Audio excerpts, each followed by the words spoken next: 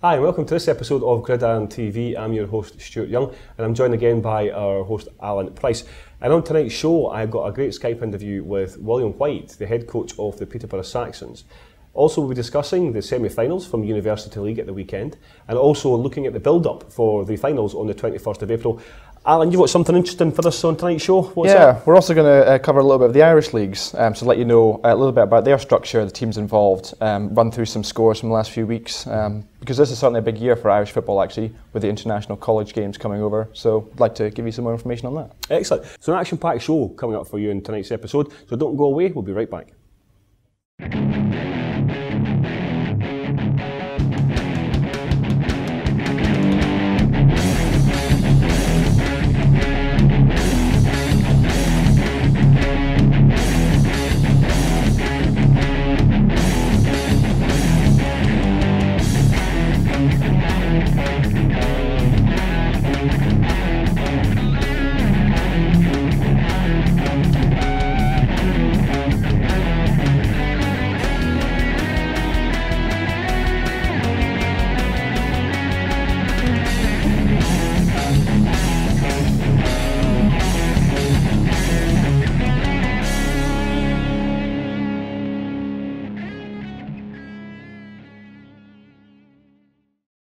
And welcome back to Gridiron TV. We're now going to be discussing the semi-finals from the weekend. Alan, there were some cracking games at the weekend. Birmingham against Southampton, and Loughborough against the Hurricanes. How did they go at the weekend? So let's start with the Birmingham game. A few people are tipping that because they faced each other before in previous finals and also in regular season. Birmingham coming off a really strong season, like we've been discussing all year, really. Some big numbers in previous games. And then Southampton as well have also started to build a lot of momentum now coming through their last games. Final score was 42-16 to Birmingham, so I think a lot of people thought it would be closer than that. Birmingham just showing a domination. Yeah, absolutely. Just managing them on defence, not letting them. Well, only 16 points really, just not a lot compared to what they've had in the past, and then putting plus 40 on the board as well. So, great range. Now let's talk to the game. It certainly excited me because we had saw the Aces first hand against the Klansmen a few weeks back, and the way they dominated that game in particular. Against Hertfordshire Hurricanes, we were expecting a really close game here because of two evenly matched sides, but I believe the Aces lost quite a few players, is that right? Yeah, I mean, we've spoken about the changing of dates for the league due to certain issues, pushing things back. And of course with the University League, you're looking at turn times and the possibility that some people, either home students or international students, are then going to have to go to prior commitments if they have to travel home, travel abroad for anything. And this could have affected Loughborough. It really came at that point where I think a few of their players were tied up elsewhere. They had to be away, so they weren't 100% going into the game. But certainly they did show a good performance. They've got the same with what they had in the before with Sterling and then previous games. So some big plays and a strong effort for them, but just not quite. I mean, let's not take it away from the Hurricanes. The Hurricanes are a fantastic team and they've had a great season. And quite deservedly, they're now in the finals. Against Birmingham. Two evenly matched teams as far as I'm concerned. Certainly, I mean they were putting 50+ points up against teams during the season, so only to 24. That's a good sign that Loughborough really pushed them hard. Could the Hurricanes effectively end the Birmingham's domination? This will be, I think, probably in my mind the best lineup for the final. Two really dominant teams, so I'm hoping for a high-scoring game, some big numbers going up, but. It's harder and harder. As you come towards the final, it seems easier to predict scores down at the bottom, but as you get to the top, it can go either way. That's right. And they've both been at the top of the league and the top of the sport for a good few years now, so they know what it takes. It's who wants it most on the day, and that's basically that's what's going to happen on the day. Who's going to be most organised and who's going to be wanting it more? Definitely. So let's talk about the plate then. We had two games from the plate weekend. Do you want to discuss them for us? Yeah. So we discussed we'll go Bath and NTU first.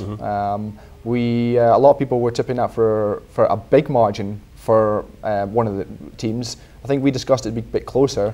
Off the top of my mind, I believe that NTU would squeeze the victory given their 2012 performance and the momentum in some of the key players. But it looked like Bath certainly put up a good result, and it looked like home field advantage did pay off for them.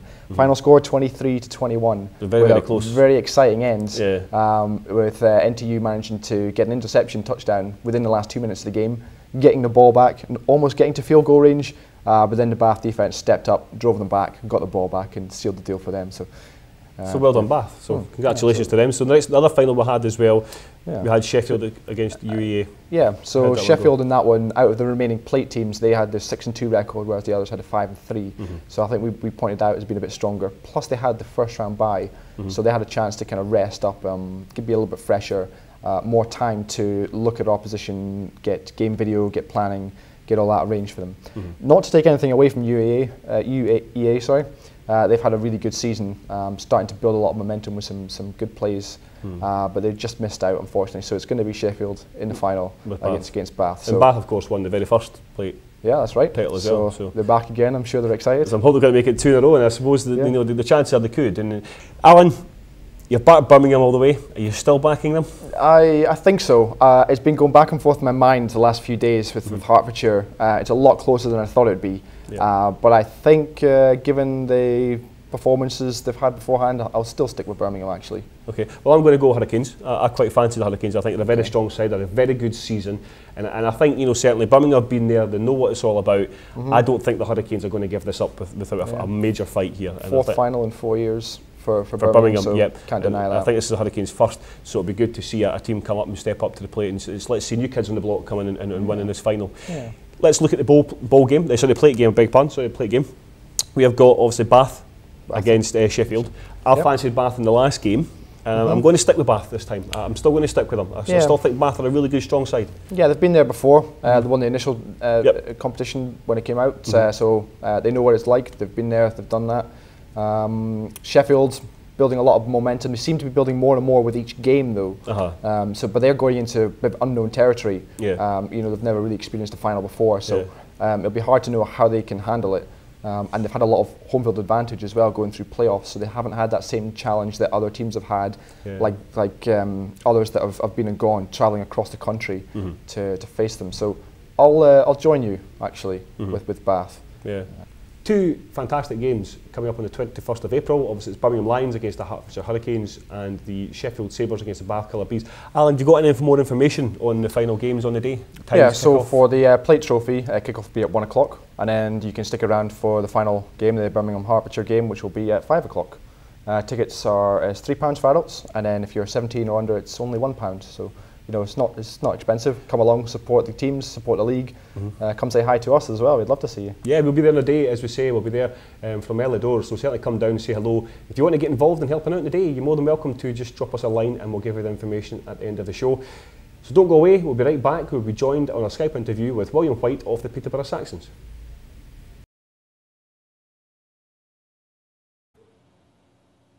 Well, I'm now glad to be joined by Will White from the Peterborough Saxons. Will, thanks for joining us on Gridiron TV. Basically, we're on here to talk about the Peterborough Saxon, your season you've got ahead of you, starting in a few weeks' time. Basically, how's your pre-season gone with the Saxons? Pre-season is going very well, actually. We had our first pre-season game against the Coventry Jets. Went up. They're obviously my old team, so they invited us up to go up and have a session with them. It turned out to be sort of a joint practice session, and then it went into a scrimmage. We sort of did some inside run drills and that type of stuff, and then we actually went into the scrimmage, which actually proved very well, actually, for us. Was that just a control scrimmage with the two of you, yeah? Yeah, that's right. We basically we sort of put it in live game situations. So basically we went 4 and out. So if we got first downs, we kept driving. If we didn't, we sort of stalled and we turned the ball over and moved back to the 20 and started from there. Well, these are always good things to see because it always bleeds the rookies. Yes. Yeah. And they go up against a good standard, especially with Coventry being a good standard side. And it's a great thing to see that happening because I know recently there was a controlled scrimmage up in Scotland for the DC Presidents against the Clyde Valley Hawks, and apparently that went really well as well. You don't see a lot of it. No, that's right. I mean, I actually found it quite well. It's quite interesting because I've had quite a few of my friends that I play with are now head coaches, and they've all called me saying, "Oh, can you come and scrimmage against us, or can we come down and scrimmage against you?" So we're traveling the country at the moment, scrimmaging everybody. It's like, right, okay, yes, we'll do another one. You're away from home in your first game. How do you feel? Do you feel confident to start the season? Yes, I'm very confident, actually. I mean, the team started out. I mean, when I took over the team, the Saxons had just folded, and we had about 15 guys left. I've placed the order for our jerseys a couple of weeks ago, and I actually ordered 65 jerseys, and I've still got guys joining me. So I'm looking at probably having a squad of 70 plus guys. So I'm very, very confident. And I must say, to brag, I've picked up quite a few ball players, and there's some proper ballers in there. So it's going to be a very interesting season. That's brilliant to hear that. I mean, it's really good. I mean, I spoke to you briefly on Facebook, and you said that they left the team high and dry last year. What happened to the team? Why did they leave the team high and dry? Why did you fold? I mean, basically, what happened? They lost quite a few players to opposing teams. So basically, Falcons, we had probably 8 or 9 guys go there. The sort of old head coach and the GM sort of stepped down mid-season, and the guys just couldn't fill the squad. They just didn't have the bodies to actually fill the squad to finish competing. And I mean, I've always been a local lad when I got here from the States. So I've sort of lived in Peterborough pretty much probably 15, 16 years since I've been here. And, you know, I'd known about the squad. I had quite a few friends out there. And Ryan Toon, the GM now, sort of approached me as I wasn't playing anymore for Coventry. And I sort of took the job, and we sort of started from there. We had quite a few practices during the summer.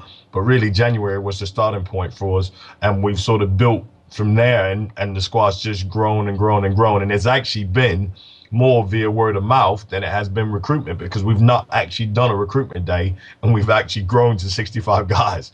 And I'm just absolutely amazed. I was going to ask that. I mean, what kind of recruitment drive did you have? But you could kind of answer one of my questions there. So basically, just had word of mouth guys just joining you.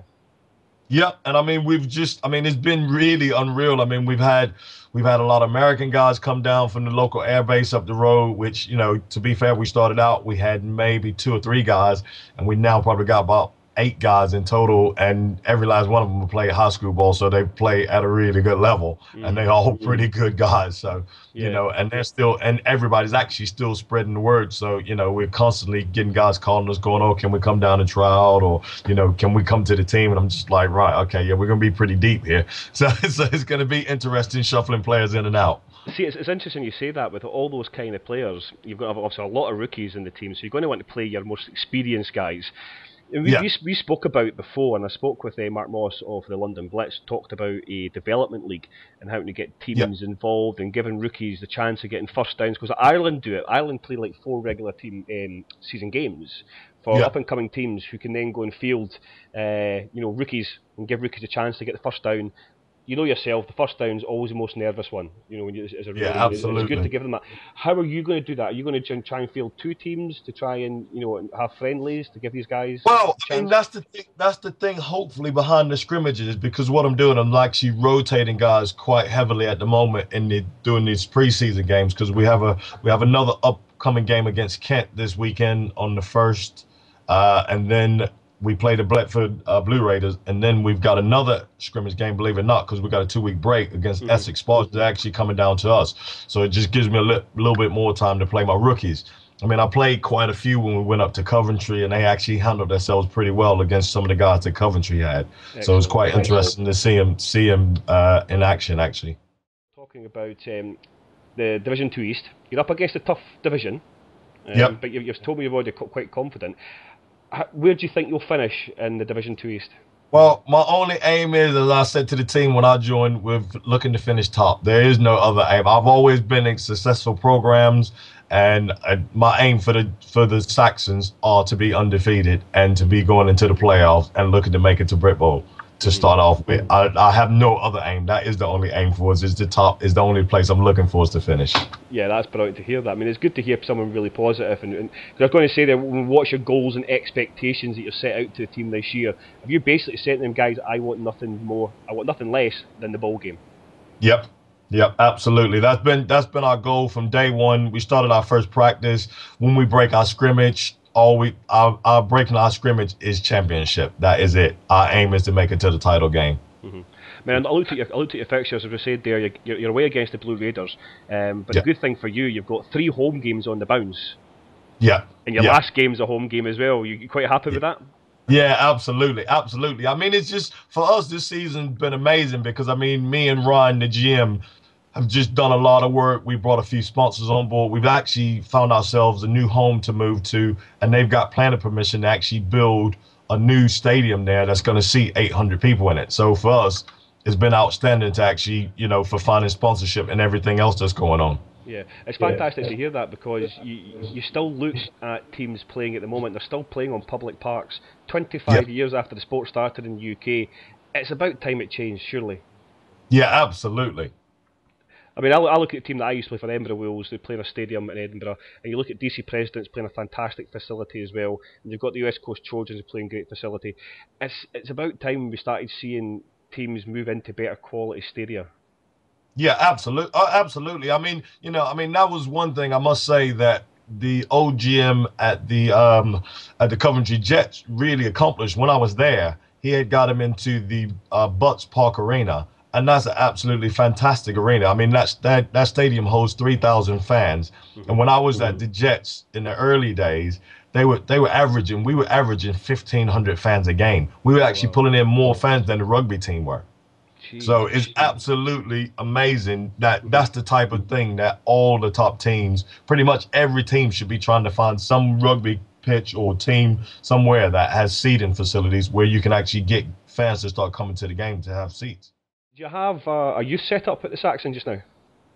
Yes. You do. And how's that coming along? Have you got any guys coming through from the youth development?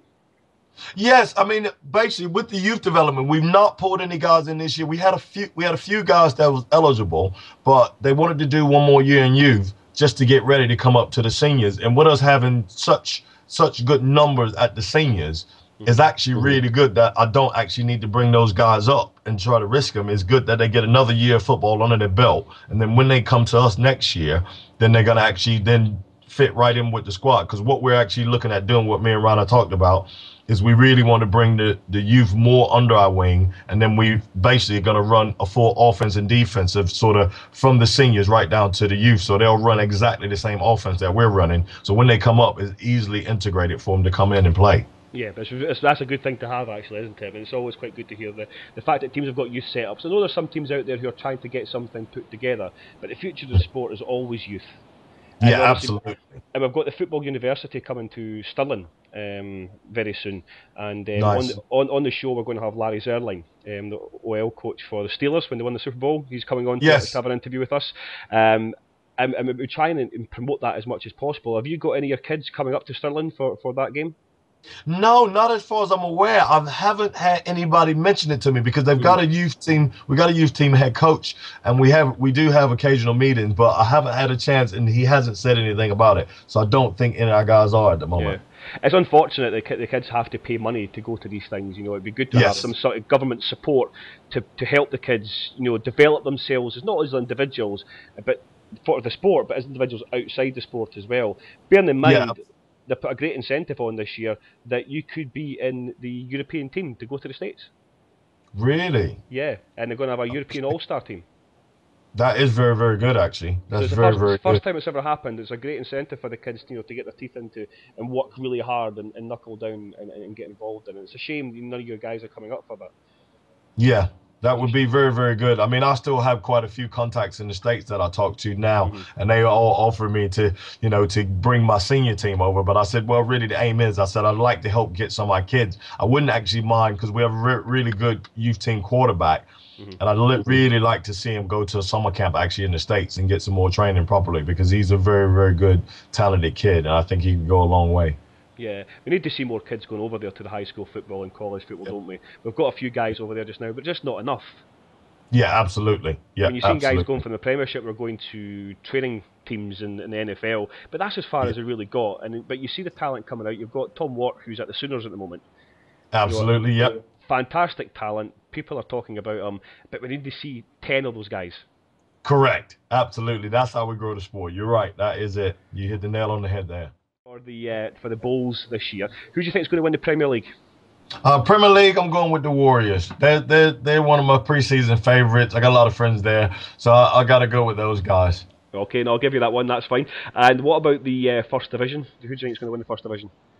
First Division, I mean, I've got there's a few favorites now and there. I mean, the Trojans have moved up. They're quite strong. You got the Exiles who are coming back fairly strong. There's a few other teams in there as well. I got my heart favorites are the Jets. I mean, whether they're ready or not is something different because I know they've got a new head coach and they're rebuilding a lot. But I think they're still to be thereabouts because they've had a lot of kids that came up from the CU Jets with us that are doing very well. So I would probably at the moment pick my favorites, quite possibly, to be the Trojans. Okay, so you quite fancy Trojans to take the bowl completely? Yeah, yeah. That's fair enough. And obviously, I know you're going to back the Saxons. You did say you want to get to the bowl. Absolutely. Take your Saxons hat off for a second. Yeah. Well, okay, right. You believe the Saxons are going to get to the bowl. Yeah. Who would you like to meet in the Division 2 bowl? It's quite interesting because I'm not actually, believe it or not, I'm not done any research on them because I thought it's better if I don't see who I'm going to play or who I'm interested in playing, and just worry about us getting where we need it to be. Yeah. And then you know, and we take it as we sort of go along. So I would probably, oh God, I mean, there's some fantastic teams out there. You know, and it's a tough one to choose from because there are a lot of very good teams in Division 2. You like Dundee Hurricanes, you've got like Clyde Valley Hawks. You've got DC Presidents who just started up as well. Well, from what I hear, I think Clyde Valley is very strong team as well as Dundee, because I know I followed Dundee a few years ago and they've always had a pretty solid squad and they've had some good backs up that way. So I know they've always. So actually, it could be either Clyde Valley or either Dundee. From the last few years of seeing them. Yeah, I mean, you look as well, you've got the new guys in here, the Crewe Railroaders, you've got the Chester Romans who have been around for a long time as well, and also the Sheffield Predators. I mean, there's a lot of really good sides there. Berkshire Blue Raiders, I said, you're up against them, so obviously they're a good side. And obviously you've got Dundee, you've got Edinburgh, Glasgow, you've got teams who are consistently there or thereabouts, and trying to win their divisions. You know, Gloucester Centurions, Cornish Sharks, Oxford Saints, teams like that. I wouldn't mind meeting the Cornish Sharks because that's my old mentor Brian Smallworth's team. All right, okay. So you want a Peterborough Saxons against the Cornish Sharks final? Correct. Okay. Yeah. No worries. Well, hopefully we'll be there to try and record the finals, and I would love to meet you guys there. And I'd like to wish you all the very best of luck for your up and coming season. I know you're against the Bedfordshire Blue Raiders in your first game. Yep. So all the very best of luck there with your guys. Let the guys know we're all asking for them and wish them all the very best. Excellent. Thank you very much. Right, thanks so much for joining us on Gridiron TV, and I'll speak to you soon. No problem. Take care. Thank you. Well, thank you very much to William White of the Peterborough Saxons, and good luck to them for their season up and coming this year. And don't go away, we'll be right back where myself and Alan will be discussing the Irish American Football League and how they're getting on so far this season. So don't go away, we'll be right back. Hi and welcome back. Myself and Alan now will be discussing the Irish American Football League. Alan, they're into their fourth week now, is that right? Yeah, that's right. So they've got not as large a team as in the UK, but they've now added a few extra teams this year and come up with a new structure. So it's now in two divisions. So you've got a northern division and a southern division. The interesting thing that I always point out in the Irish leagues is they've managed to get a mixture of senior teams and also some university-based teams. So whilst we're talking about the university league right now and then senior coming up in the summer, theirs is kind of merged together. Oh, right, okay. So it's 5 teams in the north and then 6 in the south. And like you said, it's around about week 4 now, so they've had a few weeks to get going. So there's several teams from Dublin and then Belfast in the north, Carrickfergus, just all across the country really. So it's it's interesting to see how other countries do that actually. Yeah, I mean we look at the league structure so far just now. We look at Dublin Rebels who are 3-0 just now, and the Belfast Trojans who are 2-0. So and the Rebels are actually the winners of last year's Shamrock Bowl, reigning champions. Yeah, so I think they're on track for going again. Yeah, so one of the better teams in the league certainly. And like you said, Belfast have got a good quick start to the league as well. So they're doing well. Good. I mean, one thing I noticed about the Irish league, they've actually got a sort of like a reservist league as well for teams that are coming into affiliation stage. Yeah. It sort of gives guys the chance of playing 4 regular season games against other development. It's a development league, obviously against developing teams. We've obviously spoken about this before for the British standard, and the difficulty is Britain's so spread out. Certainly. It seems to be working for Ireland though. There's more and more teams coming through. Yeah, and it ensures a better quality of the teams coming through. They've had more than just like in the UK having 2 affiliation games, having more of a league structure and having more games to get ready. So by the time they come into real action, they're able to compete better against existing teams and veteran teams. So it's really nice how it works out, and like you said, it'd be great to see it in Britain if it could be managed that way. You could have these affiliation teams coming in and have a chance to give them more of a structured approach coming into the league. Yeah, because at the moment it's almost like a home game and away game to see how you basically manage those games as teams. Then you're allowed to be let loose into the actual divisions. And I mean, we've been through that before with Edinburgh Wolves. We had to go through affiliation stage where you know, we had to go down to Hull and play against Hull, and then obviously play against Glasgow Tigers at Jack Cain Centre at the time. But I mean, you look at the development of the Irish game, and we certainly look at the Notre Dame Navy game coming up in September. Definitely. It's a huge year for Irish football. They've got great festivals taking place through June and August as well, which we've seen recently on Facebook. Do you see the Irish game only getting better and bigger? It could be the size of the British League soon? I think so. I think it will be growing. Definitely these games from the college games, and then also the preceding high school games coming up through kind of Friday and before the week makes it into this whole festival. It looks like it's going to be a really good event, just to encompass existing fans of the sport from UK and Ireland, then also try and involve more people who don't know about the sport. And that's keen for Ireland and for UK to get people involved that don't know about the sport already, because everybody starts at some point. So that's certainly going to be a big boost for them.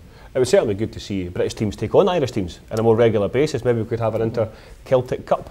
Yeah, well, you used to have the home nations, so Scotland, England, Ireland, and Wales, and that was always popular. Some good matches from that. Yeah, would you? Because we spoke about that before, about getting some sort of Scotland, England games back going on again. Do you think it's something we need to be doing? It's something that would certainly expand the range of the sport in the country. I think you have the national programme, which is great, and that's developing again, and that really takes advantage of the talented players we have across the country.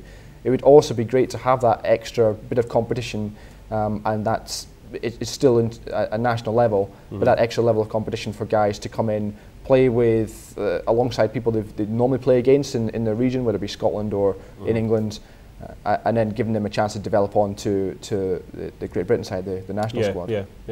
Well, the Irish League looks to be developing a fantastic league structure with the North and South, and also the Development League as well. We'll be posting up some contact details for the Irish League if you want to get involved or support the teams. They're going to their 5th week this season, so all the very best of luck for all the teams for this weekend. If you want to get involved with Gridiron TV, if you want to be involved in filming on the day or sending footage about your team or getting your team involved on the show, you can email us at gridirontv@gmail.com. We're also on Facebook at just Gridiron TV and on Twitter at Gridiron_TV. Well, sadly, that's all we've got time for on tonight's show. From myself and from Alan, thank you for watching and good night. Good night.